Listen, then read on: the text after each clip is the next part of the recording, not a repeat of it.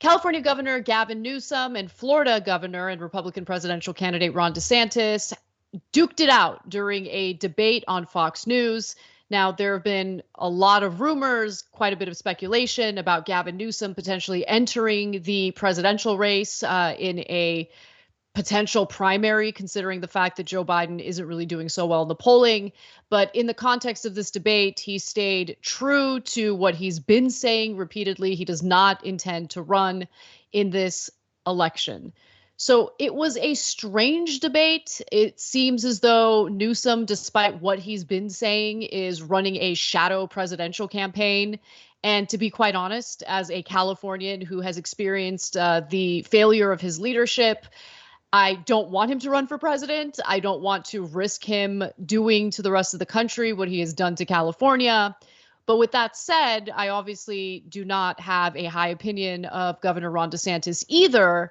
But what was really strange about this debate was it really highlighted to me one of the first times in my career covering political news, a situation in which the person debating that was the least honest was, in fact, the Democrat.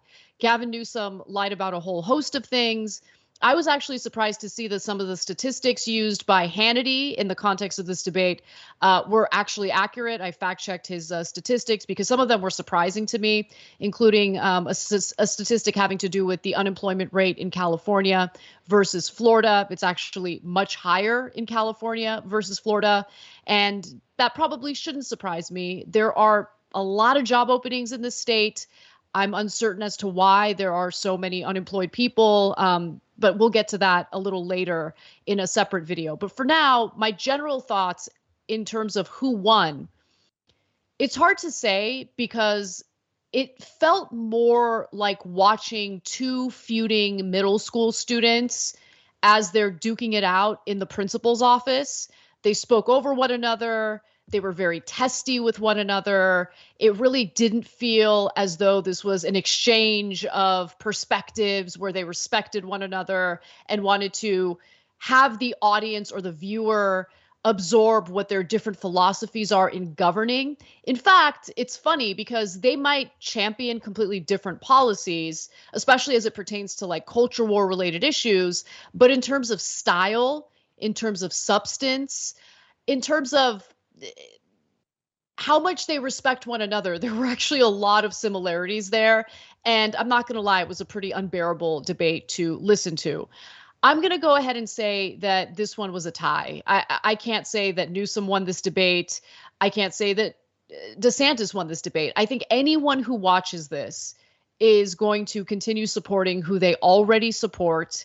And if you are in the middle, you're uncertain of who to support, I think you're going to come away with this just as confused because optically speaking, they both really presented themselves in similar ways. They don't champion similar policies. Again, I'm just talking about tone, the way they carry themselves, the pettiness of it all. And it was depressing to see it, to be honest with you. It's almost as if you just see like DeSantis is the opposite side of the same coin, and same with Newsom. It's just really wasn't impressive. And I don't really appreciate watching the governor of the state I live in lie about the very real problems that we're facing in this country. He sought to downplay the homelessness crisis that we're facing here, the issue that we have with rising crime in California. He pretends like that doesn't exist. On the other side, you have Ron DeSantis, who, wanted to immediately move off topic once the issue of abortion came up. Florida passed one of the most restrictive abortion laws in the country. They implemented a 6-week abortion ban. It is disastrous and unpopular for Republicans to keep pushing the bans on abortion. And so I think Ron DeSantis has gotten the point, which is why he immediately wanted to move off that topic. And to be quite frank, that was the only part of the debate where I felt that Gavin Newsom did well, because, he actually had a leg to stand on in that issue. I wish that he would have done a better job in making it clear that he is not, in fact, supportive of super late-term abortions having to do with healthy pregnancies. I think that the vast majority of Americans are not in favor of that, so he should not be afraid to admit that late-term healthy abortions are unacceptable. I'm very much in favor of reproductive rights, but even I wouldn't want to sign on to that. And so he seems to have some difficulty, I guess in his mind, giving the right a win by just simply saying, no, late-term healthy abortions, abortions of healthy fetuses or healthy pregnancies, I should say, is unacceptable. He just immediately went to that's rare, that's rare, that's rare, that's rare. And that's not really answering the question. Just say, no, unacceptable, move on with your life. But he wouldn't do that. But overall, I do think Newsom won in that portion of the debate.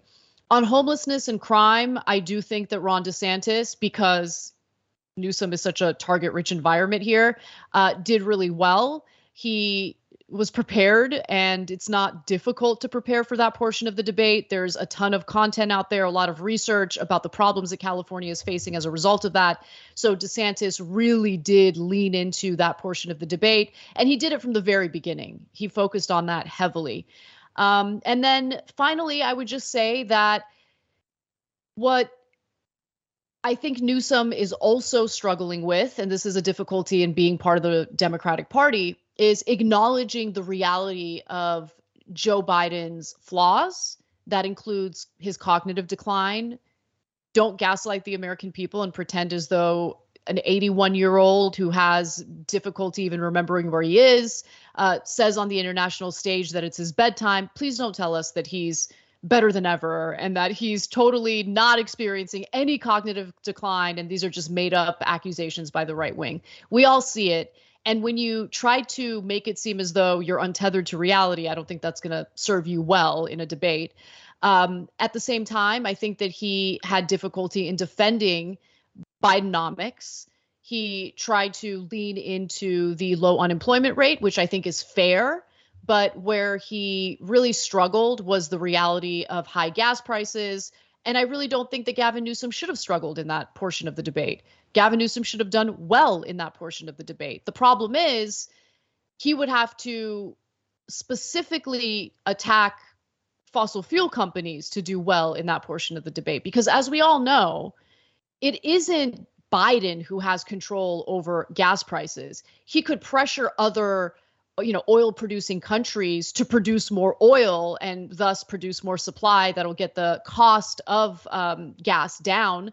But outside of that, remember, you have private companies who have ownership of our fossil fuels and they get to sell to the highest bidder. So even though the United States is the highest producer of oil and fossil fuels, natural gas, we also happen to be the top exporter of these fossil fuels because it's owned by corporations and corporations are going to export to the highest bidder. On the other hand, you also have the fact that, OPEC plus cartel countries, these are all the countries that produce the fossil fuels, produce the oil. They are able to manipulate the market by withholding production of oil. And that, of course, is going to lead to limited supply during high demand, and that's going to drive up prices. If Gavin Newsom just simply explained that, then it would be easy to, avoid an attack by Ron DeSantis toward Joe Biden in regard to gas prices.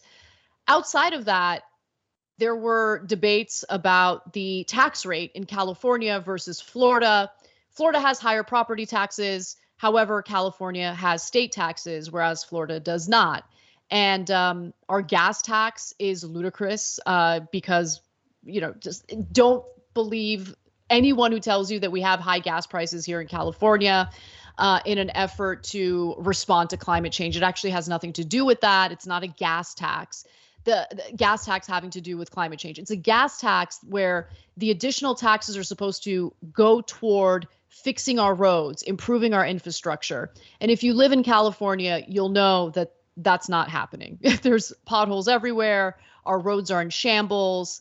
In Los Angeles, Laurel Canyon, I think, is a really good example of, I don't even understand how that road, it's a complete and utter nightmare. And so Where is that money going? It's incredibly frustrating for the people of California to pay, in some cases, $1 more per gallon for gas, while being told that that money is improving our infrastructure. Meanwhile, we see the infrastructure around us crumbling, and we know it's a lie. So there were a lot of strong moments from Ron DeSantis, believe it or not. And maybe it's the fact that he's debating a Democrat as opposed to a group of Republicans.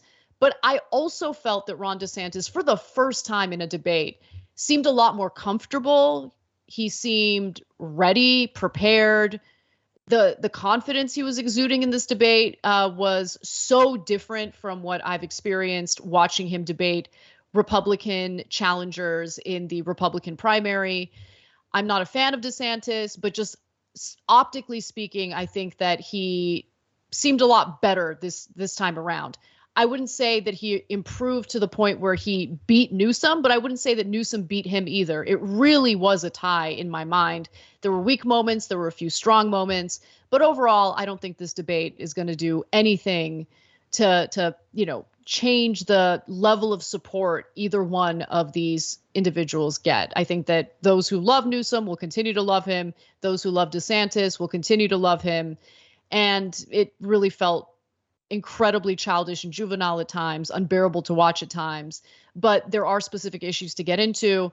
So in other videos, I'll talk about specific issues, including the unemployment rate, abortion, homelessness, and crime. So make sure you check out those videos as well.